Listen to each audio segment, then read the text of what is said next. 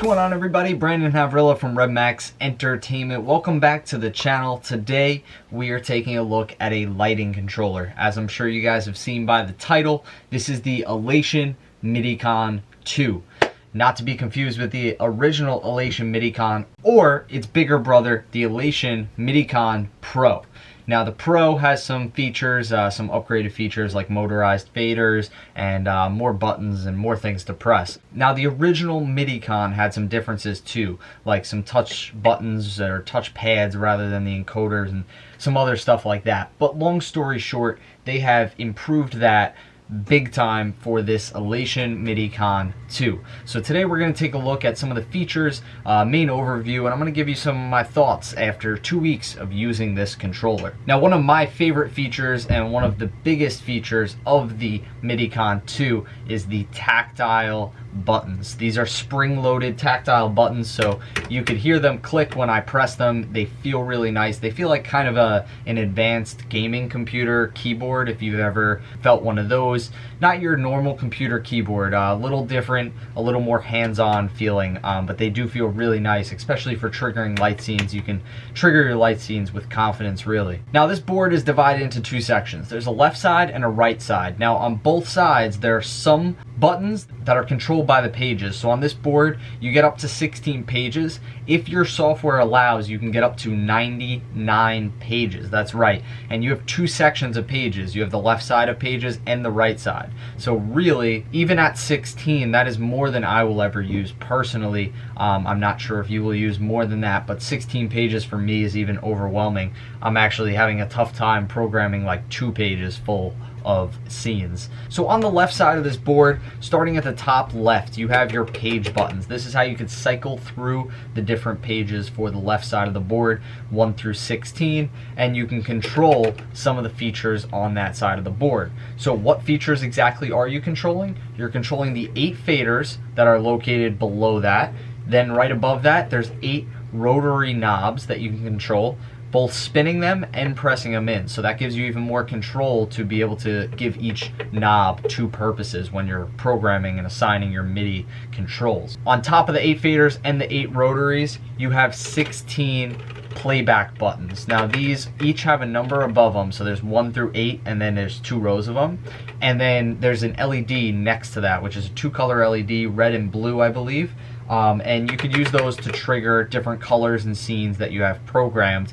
And again, that moves with the pages, so you can have a page for each fixture, however you'd like to set it up. Now on top of that, to finish off the left section, you have 6 buttons which are labeled S with the corresponding number 1 through 6. These stay static. They stay the same no matter what page you're in. So you could be on page 16 and they will do the same thing as page 1. This is really convenient for your static scenes or scenes that you use a lot throughout the night and you don't want to have to go cycle through your pages to find that scene. You can just recall it at any point in the night. Now in the center of this controller, in between your 2 page sections, you have a master fader. Now this is labeled the master fader and it's separate from the 8 faders that I mentioned previously. So this is not affected by the pages.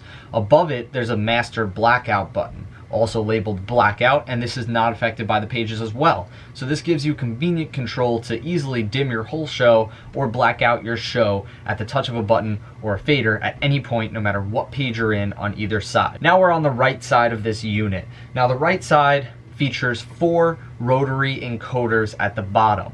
These are really convenient for controlling pan, tilt, dimmers, really whatever you want. Now these are not affected by the pages, so you do only get 4 of them versus the faders where they are affected by the pages, so you can have 8 times the 16 banks. Now these rotary encoders, just like the other ones, you can also click them in and get another option of MIDI control by pressing each of these in. They are super responsive and they rotate 360 degrees and they will continue going. They're infinite. Directly above that we have 8 buttons labeled A through H.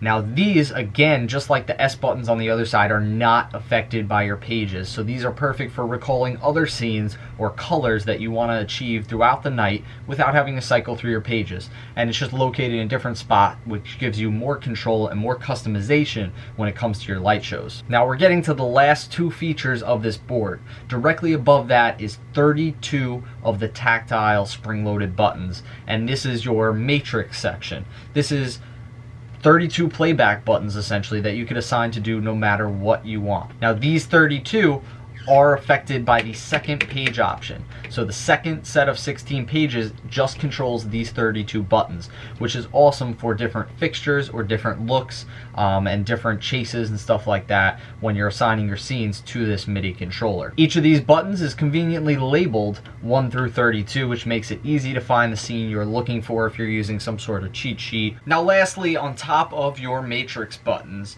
you have a USB input for your gooseneck light.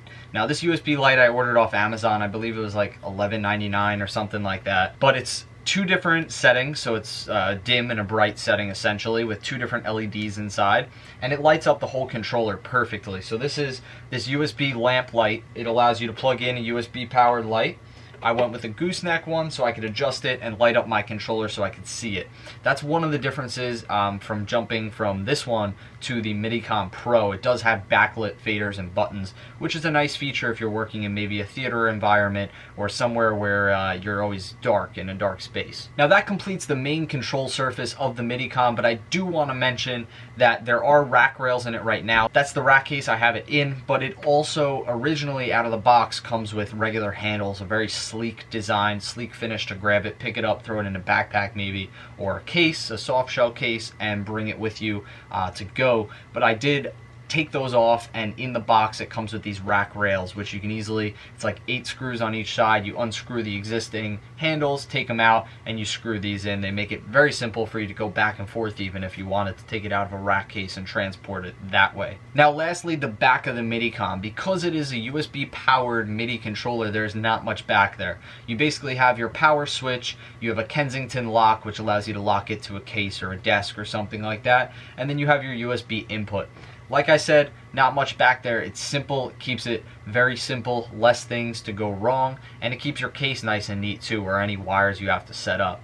Now, what do I like about this? My favorite part is the size of the faders and the tactile buttons. Now, the size of the faders makes it really easy to control your lights, whether it's pan and tilt or dimmers. You can really grab fine control of what you're trying to achieve. Now, not only that, I love the feel of these buttons, especially coming from a controller like the APC, where it's those like touch kind of drum pad sensors. They don't always sense your finger, so sometimes you might hit it and the light scene doesn't change. So with this, I know when I hear that click that the light scene is going to change, so it gives me some confidence when running my light shows. Personally, after running this for about 2 weeks at a few shows, I love this unit. There's a few things, just like the motorized faders, that I wish were on this unit, but you get what you pay for, and for the price you cannot go wrong with this unit. It works with almost any software that allows MIDI control. Once again guys, this is the Midicon 2 from Elation Professional. I'm Brandon, thanks for watching, enjoy.